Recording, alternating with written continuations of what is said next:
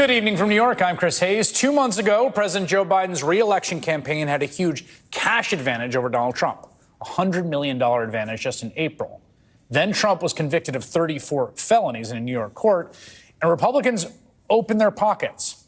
The result is now, for the first time, Trump's principal campaign committee has more cash than Mr. Biden's, $116.5 million to $91.6 million, according to the FEC records reviewed by the New York Times. Now, some of that came from online donations in the immediate wake of Trump's guilty verdict, but a lot more has come from incredibly rich people. Chief among them, Timothy Mellon, a reclusive billionaire heir to the Mellon banking fortune who's given lavishly to right-wing causes for decades. The day after Trump's conviction, Mellon gave $50 million, not to the Trump campaign committee, but to the pro-Trump super PAC, Make America Great Again. An enormous gift that is among the largest single disclosed contributions ever, $50 million. Mellon was already the single largest contributor to super PACs supporting both Mr. Trump and Robert F. Kennedy Jr., according to the Times, which is interesting. You think about RFK Jr. and what role he's playing in this. Previously gave them each $25 million. And Mellon's not alone. As the New Yorker puts it, the political media has been awash with stories about Wall Street bigwigs and tech barons throwing their support behind Donald Trump, who some of them disowned following the Capitol insurrection. And in fact, what we are seeing just over the last month, particularly some of the most insidious wealthy interests coalesce behind Donald Trump. And they're not being irrational. It makes some sense in the most basic level. Here's the thing. Trump is desperate to win so he can stay out of prison. And he is just auctioning off his policy for his future presidency, quid pro quo, in the most obviously corrupt fashion that I've ever seen for a politician in my life covering politics. And the examples are everywhere. Do you remember this? We're looking at TikTok. We may be banning TikTok. We may be doing some other things. There are a couple of options, but a lot of things are happening. So we'll see what happens. But we are looking at a lot of alternatives with respect to TikTok. Okay, so that was Trump as president 4 years ago, advancing the idea of banning the Chinese-owned social media company TikTok. It's something his administration really wanted to do. He called TikTok a national security threat. And then earlier this year, he changed his mind. I could have banned TikTok. I had it banned just about. I could have gotten it done. But I said, you know what? But I'll leave it up to you. I didn't push him too hard because it's a tough decision to make. Frankly, there are a lot of people on TikTok that love it. He came out against banning TikTok. And what happened to cause Trump to do such a dramatic 180?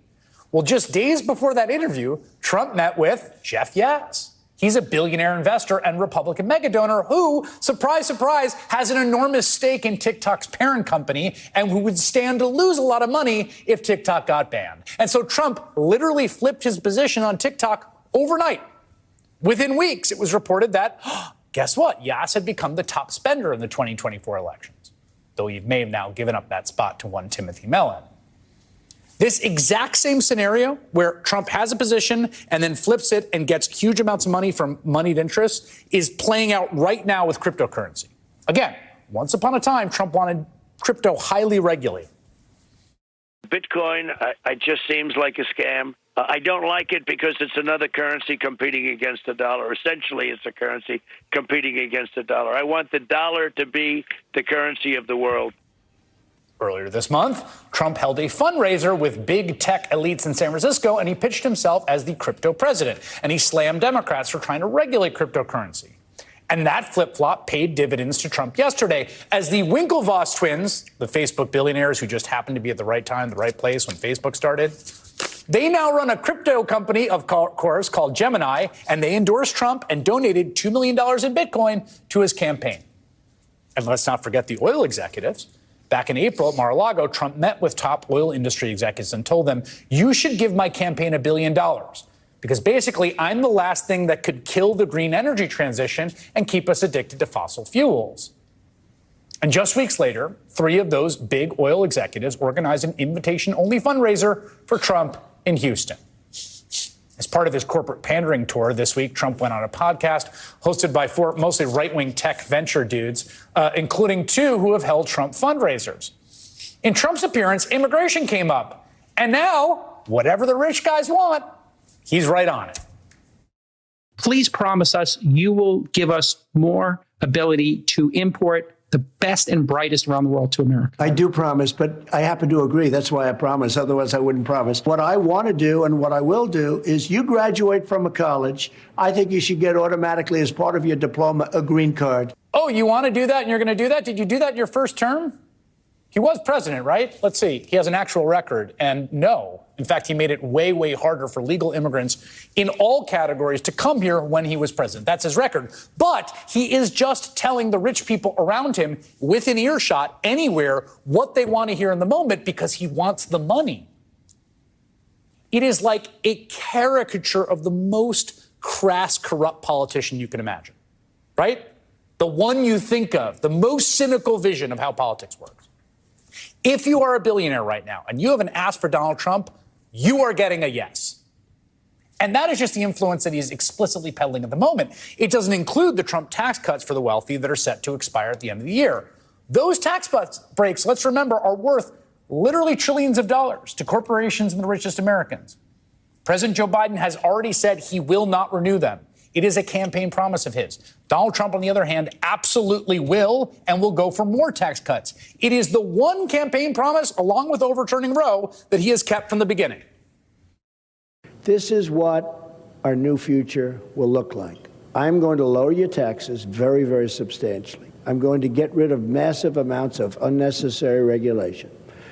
All of these regulations on your business and in your life. There's also the fact that Trump is now proposing an enormous tax hike on working families. You heard me correctly. That is his plan to replace the income tax with a tariff on all items imported into the U.S. The new Trump tax would cost most middle-class American families an extra $5,000 a year, according to economist Brendan Duke, all while cutting taxes for the richest folks by $1 million a year. Now, all of this comes as a stark contrast to the record of President Joe Biden, who has, among other things, appointed the most pro-labor National Relations Board members I've ever seen, encouraged workers unionizing, walked onto picket lines, stood with them, has an antitrust record, the Federal Trade Commission at the Department of Justice, that has been the most aggressive in literally decades, if not generations, going after some of the biggest, most powerful corporations on earth for anti-competitive practices. And you know what? Corporate America doesn't like it. As an advocate for New York business leaders told Politico this month, they are listening to Republicans who are saying the threat to capitalism from Democrats is more concerning than the threat to democracy from Trump. The Biden administration has gone all in on economic fairness, on worker welfare, on corporate responsibility. The billionaire and corporate class hate it. And as we've seen in recent weeks, they are doing what they can to make a corrupt bargain with Donald Trump in hopes of even greater riches.